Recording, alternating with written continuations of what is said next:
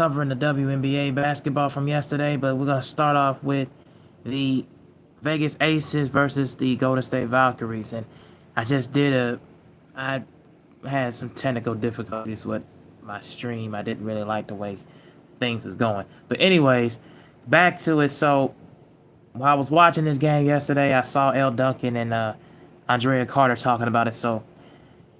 But anyways, after watching the whole game, the Valkyries pretty much dominated for the entirety the moment from the opening tip.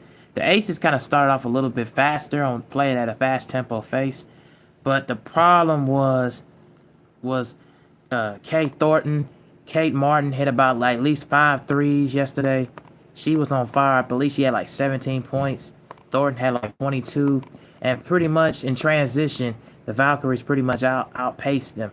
They outpaced them for the moment from tip off. Your main stars for the Vegas Aces, I'm going to start with them first. Jackie Young, she absolutely was horrible. Joelle Lloyd was absolutely horrible.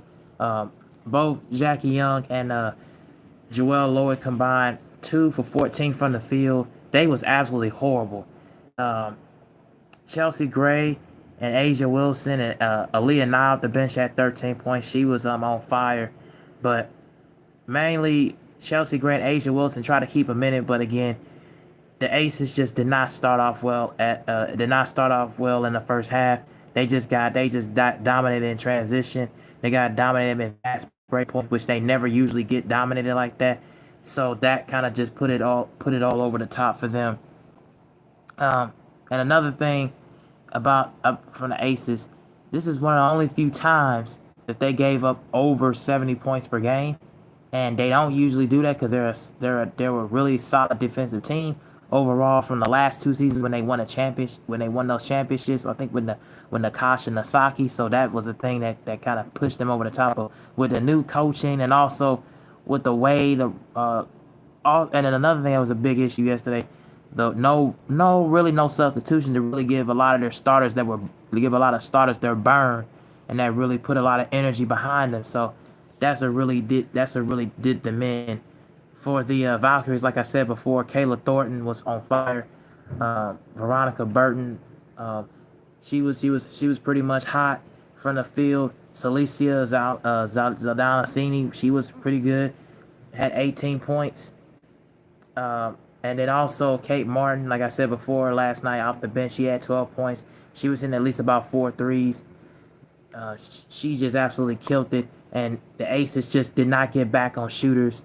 They did not get back on shooters at all. Golden State was just absolutely just killing it every which way possible. Really good ball movement, and also attacking the paint as well to set up open threes.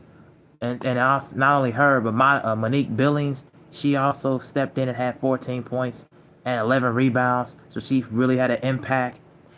That's what the main thing that kept them. That's the main thing that kept the Golden State Valkyries kept with the ball movement and the rotation and the pace, and it was also getting active and getting in and forcing a lot of turnovers in transition. I think they had forced 17 turnovers from the Aces.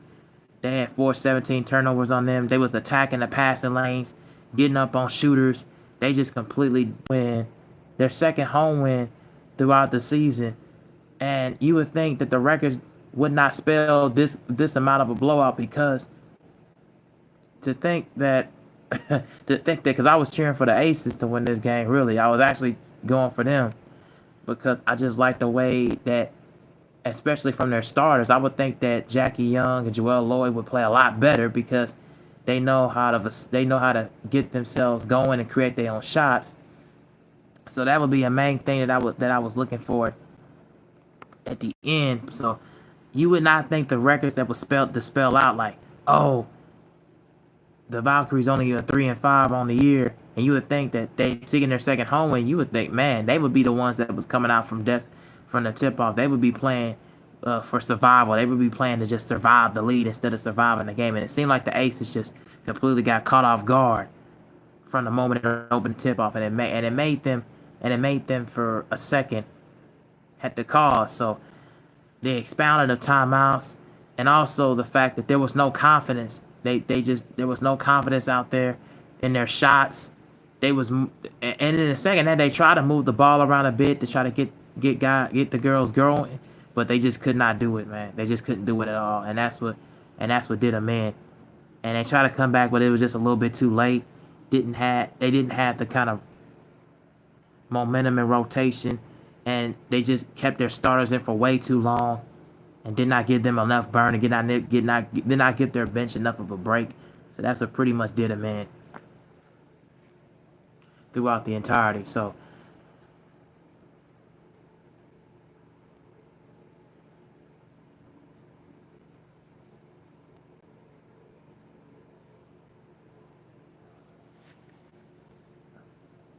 and then also another thing that was a big impact for the Valkyries was not only the 3-point shooting and not only getting out in transition, but they also scored. They also outscored the Aces in fast break points, and I believe it was like 17-0. That's unlike the Aces, because the Aces are probably one of the better fast break teams in the league. So yeah, they just did not get them. They just did not get their footing off at all. They just completely got outmatched, and they would look like the more slower paced team, which could have been the opposite, because actually the Valkyries are probably one of the more slower paced teams in the league. So that kind of just did them in. So those are kind of just overall my thoughts from what I saw yesterday. I really like the way the Valkyries just came out with aggressiveness, knowing that this on their home turf in the Chase Center, they did not want to come in doing their thing and putting the game on notice. And a lot of good open shots and a lot of good ball movement to create open threes. As far as the Aces couldn't get out to open shooters at all because of the ball movement that the Valkyries were doing. And I really love that. And that comes with attrition. So throughout the season, you see a different style of play for the Valkyries, I believe. So that could really get them on a hot streak. I can see them going on like a 4 or 5 game winning streak. So yeah, I can feel it. I can feel it happening if they continue to be in this kind of a groove throughout the entire season. Now they might not have this kind of performance against other top ranked competitive teams in the WNBA, but they will they will go on a winning streak. Well, they could probably win some ugly ones, and probably win some close ones, and probably win some ones that'll come down to the wire. Who knows? But that's what I see down the stretch. So a really good win for them, and for the Aces, go back to the drawing board and put them and really put up a way to come out in the next game to put up a better fight. Who do I see winning the championship in the WNBA? It's really hard to tell right now. Halliburton is, and hey, how's it going with you? Thanks for coming to the page, and thanks for dropping a lot of comments. I appreciate that. But yeah, I don't know right now. At the end of the day, I mean, it's kind of hard to tell. I could definitely see the Minnesota Lynx getting back there and getting back there to the championship repeating. But I don't know right now because it's kind of just up in the air and it's really hard to tell. So we'll see as it goes along. But right now, the only team I've seen that's pretty much have been consistent is the Minnesota Lynx. But we'll see as the game goes on. Now let's talk about the game that I really wanted to talk about overall, and that is the Indiana Fever versus the Chicago Sky. As the Fever absolutely blew the Chicago Sky out, and I don't think Caitlin Clark did not play in this game, but they didn't really need her at all because Kelsey Mitchell and Aria McDonald off the bench was on fire. Sydney Colson was all right. She didn't really do much. Aaliyah Boston, I love her, and Natasha Howard playing in the paint. They really dominated and did their thing. The Chicago Sky just really did not have no answers for their play in the post. That really kind of did them. That pretty much did them in. Kelsey Mitchell, like I said, she had 17 points in 25 minutes and 5 rebounds. She was just all over the place. She absolutely did her thing. DeWanna Bonner didn't play 19 minutes, only had 6 points. Didn't really have that much of an impact, but like I said, they didn't really need to because collectively they was on point. And they was collectively on point. They knew exactly what was at stake. And give a lot of credit to like I said, not just Aaliyah Boston and Natasha Howard, but give a lot of credit to just the ball movement and Stephanie Wright actually getting them ready, knowing exactly what's at stake, man. So I can see the Fever going on a run. to really make things going.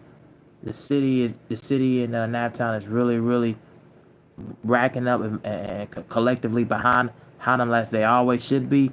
So yeah, that's gonna really be tantamount and pull throughout. So I love the way the Fever is playing, moving the ball around right at this current moment. So I can see them going on a run and making a deeper run um, in the Eastern Conference in the postseason. So we'll see how that goes for them. But I like the way that they're playing with their size, using their big centers, using their forwards to get inside and do their thing. Lexi Hole, she was nice. She really did, well, she wasn't in double figures, but her minutes and her impact on the floor really affected the Chicago Sky. So getting to the Chicago Sky, I mean, who absolutely played atrocious. Everybody played atrocious in this game. Did not nobody really for the Chicago Sky had anything going for them. Not even pretty much two of their better players, and Angel Reese and Ariel Atkins. They did not have a good game at all.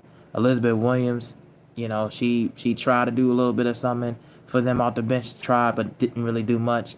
Haley Van Link, the rookie, and she really didn't do as much as you was expected to. So the problem with the Chicago Sky is they have a lot of problems with their bench.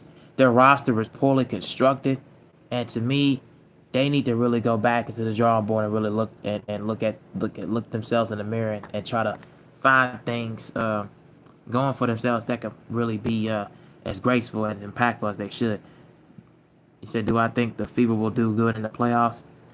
The thing is with the Fever, consistency from Natasha Howard, Aaliyah Boston, and Lexi Hull. Will the consistency for them be there in the post when it comes to postseason time? If they make the playoffs, that remains to be seen. But I do think that they will be just fine. I think this team is going to be ready for it. Is going to be ready for those moments. I think the Fever have a lot going for themselves. They have a really good roster, and I think they just know exactly what it takes and what's at stake when it's all said and done. And I think they'll find a way to make the playoffs and make a big run. So we'll see how it goes. We'll see how it goes when it comes down to it. But as long as they keep moving the ball around, and as long as they keep finding open shooters and the girls creating their own shots, they some create better opportunities, get inside the paint, attack the rim, and creating their own shots and taking easier shots, timely buckets. I think they'll be just fine. Like every other team, yeah, you should always do that as well. But for the Fever, yeah, I think as long as they do those things, creating shots, getting to the basket, attacking the rim, and defensively getting enough stops, and having the ability to get out in transition and really finish towards the rim. And then once Caitlin Clark comes back, and she adds her bit of scoring low and her shooting ability and her range, I think that they'll be just fine. So yeah, I think they'll do good if they do make the playoffs. To answer that question. So yeah, back to those things. So that was pretty much the difference for the Fever is their presence inside the basket. As I was watching it on CBS the other last night, they really did their thing, and I definitely believe there's gonna be a lot more. There's gonna be a lot more. We're gonna be hearing a lot more about them getting talked about in the media as the more games and the year goes on. So I love the way they're playing, and I think they're gonna continue to do more. Um, shout out to everybody on that squad. They absolutely did their thing, and I believe, and this is also their second consecutive win after they won over the Washington Mystics. So that was a really good one. Uh, but yeah, now let's get to the last one I'm gonna talk about. Last game I'm gonna talk about from last night, which was the Seattle Storm winning by 12, 89 to 77 over the Phoenix Mercury. Now, Gabby Williams, Skylar Diggins, pretty much were the stories for the Seattle Storm. Um, Mainly Gabby Williams, and like I said about creating their own shot and getting towards the basket, she had the ability to go and attack at will constantly. The Mercury have no answers. They don't have the size to really stay with somebody like her, and they don't really have the speed and the ability to to stay with Skylar Diggins to get in and approach the lanes and collapse the paint to really slow her down at all. So she had 26 points in 35 minutes. So and like I said, throughout her career, she's always had to be slinky and have speedster and momentum. She's fast as lightning, and she knows exactly how to get to her spots. Uh, Nikia Oguamike also had a nice game with 13 points, 6 and 6. She did her thing. I really like the way that the Storm got their main forwards involved, man. I really do like that from them, and that really boasts them well. Now the Mercury have actually been playing solid since Diana Taurasi had retired. They've been playing really well, and even though them losing by 12 didn't really do them much good because they got outscored in the third and the fourth quarter, 24-16 in the fourth and 19-18 in the fourth. They got out. Ollie had a nice game. Their thing, and Lexi held was okay. She had 14 points in 28 minutes. Um, and Sammy Whitcomb, she did her thing. The story of the game was, like I said, Gabby Williams and Skylar Diggins did their part. That 1-2 tandem combination for them was just absolutely potent and on point. So I like the way that they gave them the Storm gave Mercury fits and really did their thing overall. That's gonna push them further. So yeah, that's the thing that I would see for the Mercury. I think that they'll make the playoffs. I think they'll be just fine. And yeah, put them a lot further down the pipeline. Um, for me, the Mercury, the thing that they gotta work on is um, defensively. They gotta be able to force a lot of turnovers because I believe they're one of the few teams that gets the least amount of turnovers, and they give up the most threes. So uh, that's going to be a problem for them when it comes to postseason time, despite what their record says. And also, they're gonna have to feed Catherine Westbell, and Sammy Whitcomb's gonna have to get a lot more. She can't be playing that many minutes, 26 minutes, and only having 7 points. That's not enough. That's not enough for one of your top players on the team. You can't have those kind of games when you're only scoring points and not even scoring that many points and not even in double figures. Uh, so that's gonna be a thing that they're gonna have to work on if you're Phoenix. So that would be things that I will concentrate on. As the Seattle Storm, I think they're gonna get better and better as the season goes on. They'll be a team that's gonna be a force to be reckoned with. Um, now who was I was oh so getting back to some more questions as I'm looking down in the comment section.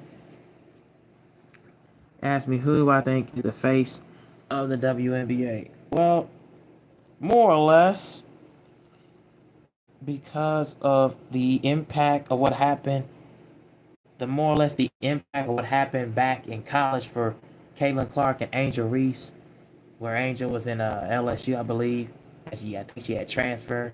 I don't think she was recruited there at first, and then of course with Caitlin Clark breaking records over in Iowa, you know they've had their little back and forth probably since college, and even then, uh, even before both players were in high school, you know they kind of like watch and mirror each other's games. So even since then, I know that they probably gonna be one of the top two most talked about stars on each other's squad. And another thing that doesn't really another face that's not gonna get that doesn't get talked about as much um, should be Nafisa Collier for the Minnesota Lynx, and also for the Vegas Aces because they had won they went to two championships and one, I believe. Asia Wilson needs to get talked about into that conversation of being the face of the NBA. If you Halliburton is underscore GOAT, they need to really talk about Asia Wilson a lot more because her ability at 6'4" to get to attack the lanes, get towards the basket, alter shots. She is another thing that she is another problem out there that is just that's just so dominant of a force. and so dominant and so able to attack lanes and able to get to spots, and also impacting on the team, especially for Chelsea Gray, especially from Leah Nye and the rest of her squad. She knows exactly how to put her team in the best spot, motivate her team as well, and a solid free throw shooter as well. So those would be the main people I would say can be faces. And like I said before in another video about Nafisa Collier, she has a mark. She has a name, and she's gonna have a lot more recognition going forward because the Lynx have went to the championship and have done things under, not just under her watch, but under her and Courtney Williams. So they're gonna be those two are gonna be problems, I would say, moving forward. So that would be my answer to your question about who is the face and who will be the face, or who is the face of the WNBA. It can be a multitude of several people, but the majority is gonna be Clark, and Angel Reese gonna get the most coverage. But if you really look around the league, it's so many people that you can put into a conversation that deserves to be talked about because they know these young girls now know exactly what it takes to win, know exactly what it takes to put themselves further. Who do I think is the MVP? Who I think the MVP will be? Oh man, that's a loaded question right there. That is a loaded question. So, um, for me, I believe it'll come down. For me, I believe it'll come down to possibly. For me, it'll come down to be possibly between Asia Wilson and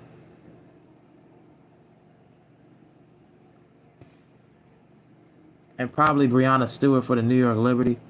I think those will probably be the two I would say that come down for that MVP discussion when it's said and done. Um, and you said the WNBA needs more credit. Oh yeah, they definitely need more credit and more coverage. I definitely agree with you on that. They definitely need more credit for establishing these girls, establishing these women to do things that are just magically impossible.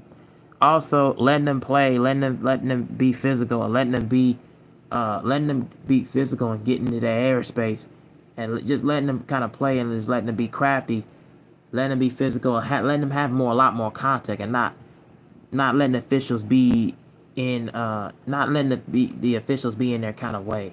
So those are the things that they need more credit for. Oh yeah, absolutely. Yep, no problem, man. I just I need those kind of questions to be, asked. So yeah, that way I can respond the best the way I can. So yeah.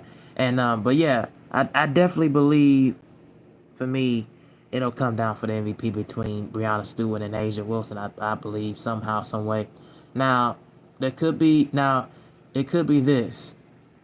If somehow, some way when Kayla Clark does come back and she finds some way to make waves and do bigger things, that could be a thing, that could be a possibility. So you never know. You never know what it'll come down to it. So um now there is one particular story that I wanted to that I saw in the news that I wanted to talk about real quick. Hold on. And I just saw this. And I just saw this though too. So did you guys know that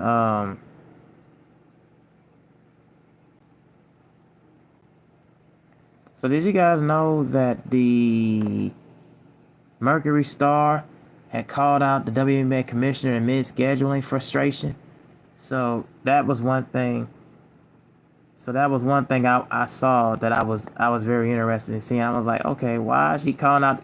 Why is what Mercury star is calling out the commissioner?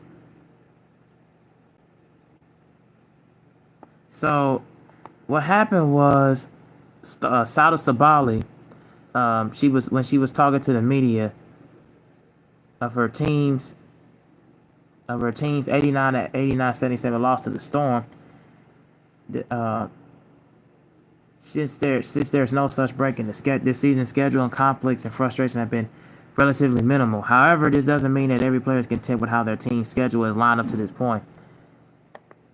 Let me see. Oh, and one of the biggest changes between the 2024 season and 25 is the league's decision to expand the number of regular season games from 40 to 44. One common criticism in the league this year is that there were too many games played in proximity to each other, which wasn't necessarily safe for the players. However, one could argue that this was unavoidable given that the WNBA had to compensate for many of its top players competing in the Paris 2024 Olympic Games, which prompted nearly a month-long break for the league in the middle of the season.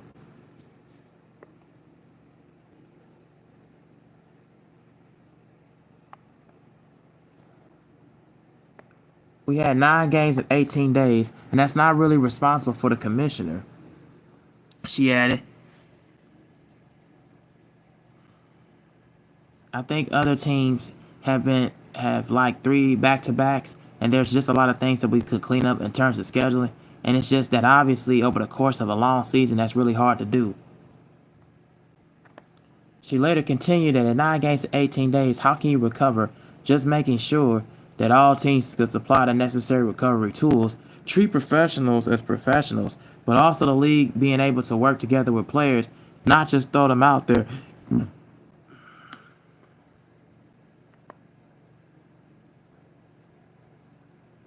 As seen on Twitter about Sato Sabali calling out commissioner and everything as he was in a post game after the loss.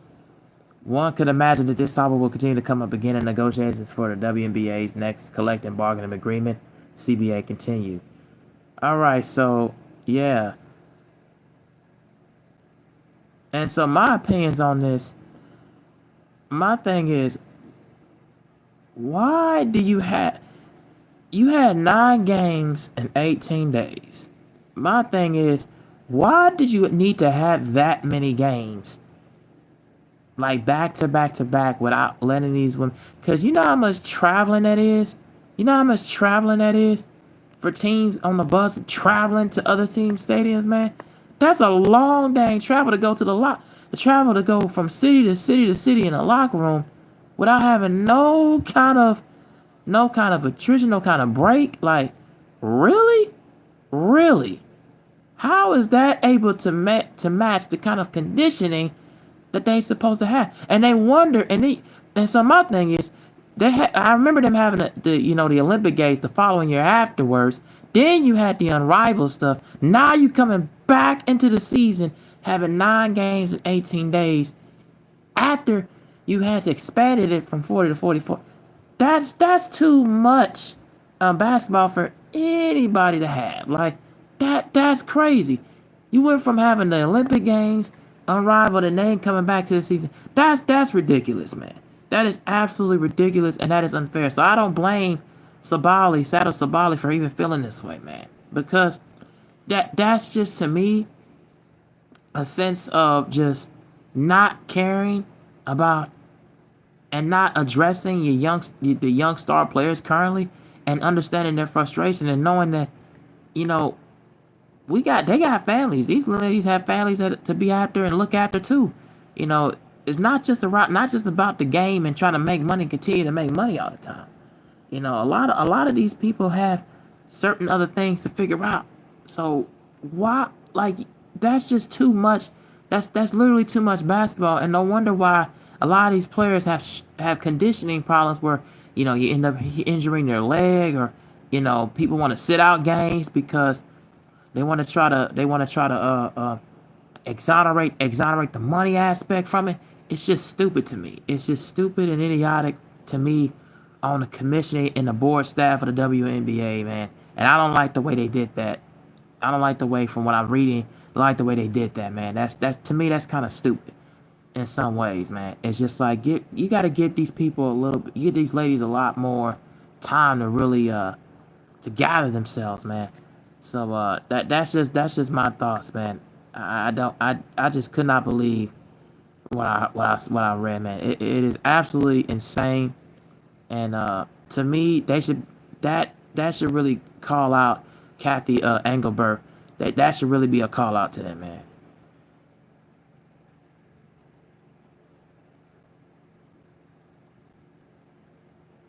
Uh, Let me just read what everybody is saying. So, oh, well, thank you, Halliburton is underscore gold. I appreciate that. Uh, yeah, they need more breaks. Yeah, they definitely need more breaks, and they need more time to really get themselves back into the appropriately and best hip hop condition, get more energy drinks, that kind of thing too. Conditioning themselves is just and your health vitalized is very important. And sometimes those things, because they care so much about access and they care so much about making the cash cow and making bread, that's the problem. You can't do those kind of things because your young stars is gonna complain about it whether you like it or not, on whether they're gonna continue to go forward with it. He said they need to send that un-American grinder back to Russia. What? Anyhow, but yeah, that's just my thoughts about what happened. So again, I want you guys to tell me what you other people tell me what you think. This will be uh, this will be my only video for the day, as I got some other things to take care of for the day. So I want to thank you guys for joining me on this stream, and like, share, and subscribe to get more content similar like this, as I will be continuing to cover more of the WNBA and to cover more of Unrivaled when that comes back soon, and everything. So, and the playoffs. So be look on the lookout for that pretty soon. Thank you guys for watching, and I will talk to you in the next one. Peace.